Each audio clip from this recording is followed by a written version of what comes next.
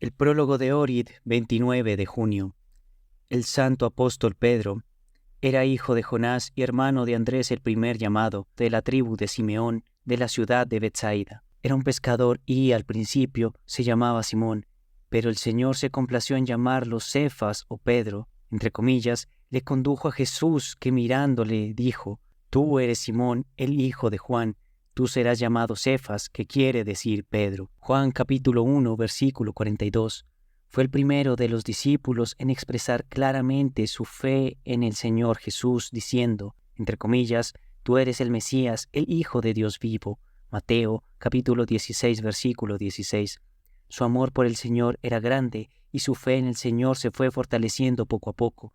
Cuando el Señor fue llevado a juicio, Pedro lo negó 3 veces, pero bastó una sola mirada del Señor Jesús para que el alma de Pedro se llenara de vergüenza y arrepentimiento. Después de la venida del Espíritu Santo, Pedro se mostró como un valiente y poderoso predicador del Evangelio. Como consecuencia de uno de sus sermones en Jerusalén, 3,000 almas se convirtieron a la fe. Predicó el Evangelio en Palestina, Asia Menor, Iliria e Italia. Pedro hizo muchos milagros poderosos, sanaba a los enfermos y resucitaba a los muertos, y los enfermos eran sanados incluso por su sombra. Mantuvo un gran enfrentamiento con Simón el mago, que se proclamaba a sí mismo como un dios, pero que, en realidad, era un siervo de Satanás. Finalmente, Pedro lo humilló y lo derrotó. Por orden del amigo de Simón, el malvado emperador Nerón, Pedro fue condenado a muerte. Habiendo consagrado a Lino como obispo de Roma y habiendo aconsejado y consolado al rebaño de Cristo, Pedro fue gozosamente a la muerte. Al ver la cruz delante de él, suplicó a sus verdugos que lo crucificaran cabeza abajo, pues se consideraba indigno de morir como lo había hecho su Señor. Así este gran siervo del gran Señor entró en el descanso eterno y recibió una corona de gloria inmarcesible. El santo apóstol Pablo había nacido en Tarso y era de la tribu de Benjamín. Al principio se llamaba Saulo. Estudió con Gamaliel y fue fariseo y perseguidor del cristianismo. El Señor en persona se le apareció en el camino de Damasco. Lo convirtió milagrosamente a la fe cristiana. Fue bautizado por el apóstol Ananías, recibió el nombre de Pablo y se unió al ministerio de los grandes apóstoles. Con celo ardiente, predicó el Evangelio por todas partes, desde las fronteras de Arabia hasta España, entre los judíos y entre los gentiles, y recibió el título de, entre comillas, apóstol de los gentiles. Por horribles que fueran sus sufrimientos, mucho mayor era su paciencia sobrehumana. Durante todos los años de su predicación, Pablo pendía día tras día como un hilo débil entre la vida y la muerte.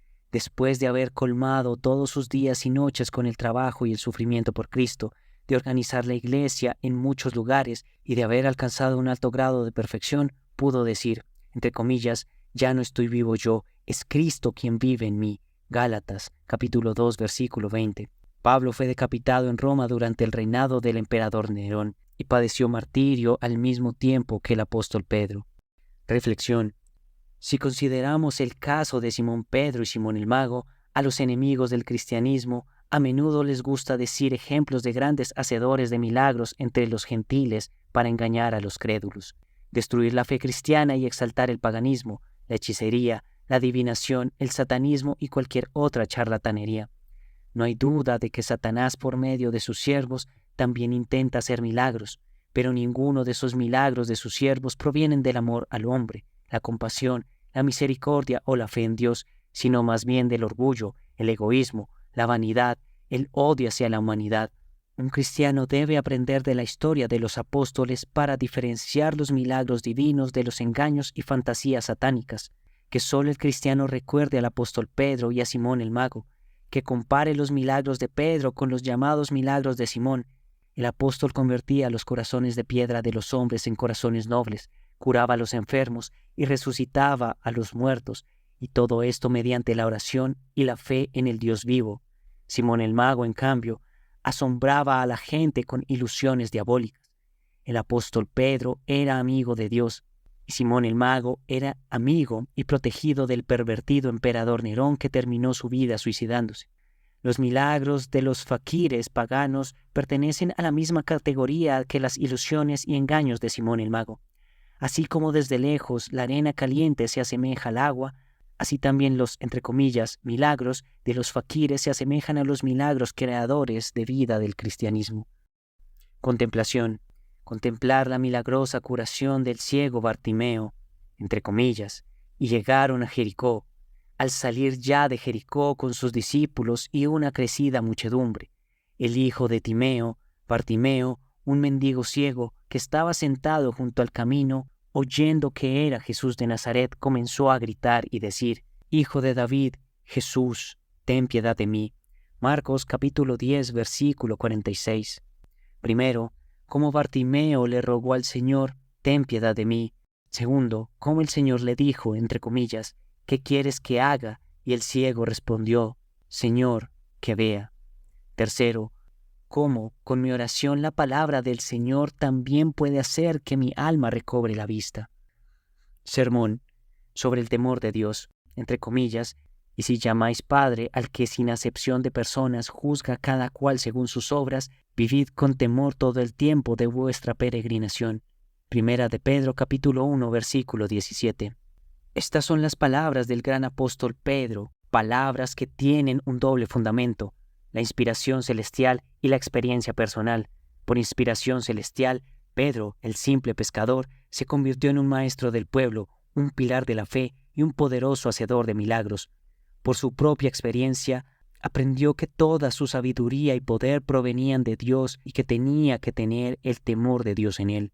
No hay otro fuera del temor de Dios. El necio se asusta solo cuando el relámpago brilla y cae un rayo, pero el sabio teme a Dios cada día y cada hora. El creador del rayo y del trueno es más aterrador que ambos, y no aparece delante de ti de vez en cuando como el rayo y el trueno, sino que está continuamente ante ti y nunca te abandona.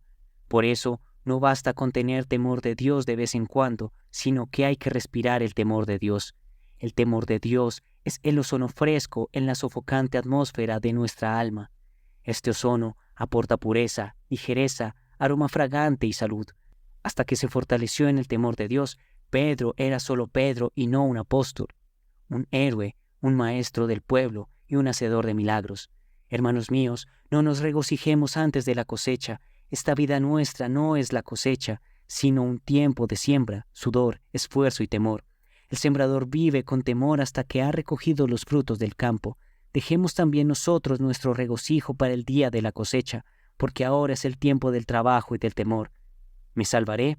Esta pregunta debe atormentarnos a cada uno de nosotros de la misma manera que el sembrador es atormentado por la pregunta, entre comillas: ¿recogeré el fruto de mi trabajo en el campo? El sembrador trabaja y teme todos los días. Trabajemos y temamos también todo el tiempo que dure nuestra peregrinación en la tierra. Oh Señor temible y poderoso, consérvanos en tu temor. A ti sean la gloria y la alabanza por los siglos de los siglos. Amén.